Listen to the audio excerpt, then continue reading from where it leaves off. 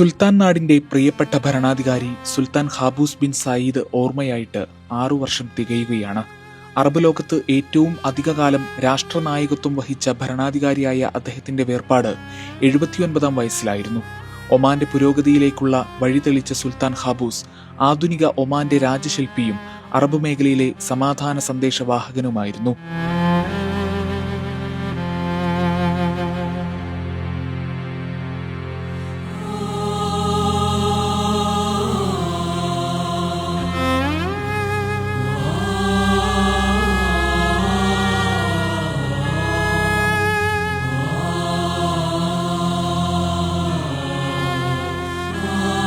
അധികാരത്തിൽ അരനൂറ്റാണ്ടെന്ന അപൂർവ നേട്ടത്തിന് 7 മാസം ബാക്കിയിരിക്കെയായിരുന്നു അദ്ദേഹത്തിന്റെ മരണം.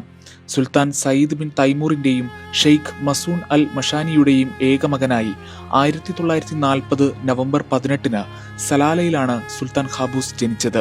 സലാലയിലും ഇന്ത്യയിലെ പൂനെയിലുമായിട്ടായിരുന്നു പ്രാഥമിക വിദ്യാഭ്യാസം. പൂനെയിൽ മുൻ ഇന്ത്യൻ രാഷ്ട്രപതി ശങ്കർ ദയാൽ ശർമ്മ അദ്ദേഹത്തിന്റെ അധ്യാപകനായിരുന്നു. പിന്നീട് ലണ്ടനിലെ സ്റ്റാൻഡേർഡ് മിലിറ്ററി അക്കാദമിയിൽ നിന്ന് ആധുനിക യുദ്ധതന്ത്രങ്ങളിൽ നൈപുണ്യം നേടി. മിലിറ്ററി അക്കാദമിയിലെ പഠനം പൂർത്തിയാക്കിയ ശേഷം ബ്രിട്ടീഷ് പട്ടാളത്തിലും ജോലി ചെയ്തു. 1970 ജനുവരി 23-നാണ് പിതാവ് സയ്യിദ് ബിൻ തൈമൂറിൽ നിന്ന് സുൽത്താൻ ഖാബൂസ് ഒമാന്റെ ഭരണസാരഥ്യം ഏറ്റെടുത്തത്. ഖാബൂസ് അധികാരമേൽക്കുമ്പോൾ ലോകഭൂപടത്തിൽ ഒട്ടും തന്നെ അറിയപ്പെടാതിരുന്ന രാജ്യമായിരുന്നു ഒമാൻ. ഒരു ഭരണാധികാരിയുടെ ദീർഘവീക്ഷണവും ഉൾക്കാഴ്ചയും കാഴ്ചപ്പാടുകളും ഒരു രാജ്യത്തെ മാറ്റിമറിക്കുന്ന അത്യപൂർവ കാഴ്ചയ്ക്കാണ് തുടർന്നുള്ള കാലം ഒമാൻ സാക്ഷ്യം വഹിച്ചത്.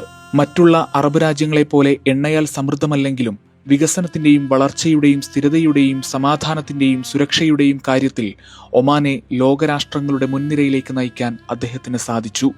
അടിസ്ഥാന സൗകര്യ വികസനത്തിലും ആരോഗ്യ വിദ്യാഭ്യാസ മേഖലകളിലുമെല്ലാം വലിയ കുതിപ്പാണ് ഒമാൻ ഈ കാലയളവിൽ സ്വന്തമാക്കിയത്. ഇന്ത്യയുമായി എന്നും സവിശേഷ ബന്ധം പുലർത്തിപ്പോന്ന നേതാവായിരുന്നു അദ്ദേഹം. ഇന്ത്യൻ പ്രവാസികൾ എക്കാലവും അദ്ദേഹത്തിന് പ്രിയപ്പെട്ടവരായിരുന്നു. പ്രവാസികൾക്ക് തിരിച്ചും. പശ്ചിമേഷ്യൻ സമാധാനത്തിന് അദ്ദേഹം നൽകിയ സംഭാവനകളെ മുൻനിർത്തി മഹാത്മാഗാന്ധി സമാധാന പുരസ്കാരം സുൽത്താൻ ഖാബൂസ് ബിൻ സയീദിന് നൽകിയിട്ടുണ്ട്. വിവാഹമോചിതനായ സുൽത്താൻ ഖാബൂസിന് മക്കളില്ലാത്തതിനാൽ പ്രഖ്യാപിത കിരീടാവകാശിയുണ്ടായിരുന്നില്ല. സുൽത്താൻ എഴുതിവെച്ച ഒസിയത്ത് വായിച്ചാണ് അദ്ദേഹത്തിന്റെ പിൻഗാമിയായി ജനുവരി 11-ന് ഹൈത്തം ബിൻ താരിഖിനെ പുതിയ സുൽത്താനായി തെരഞ്ഞെടുത്തത്.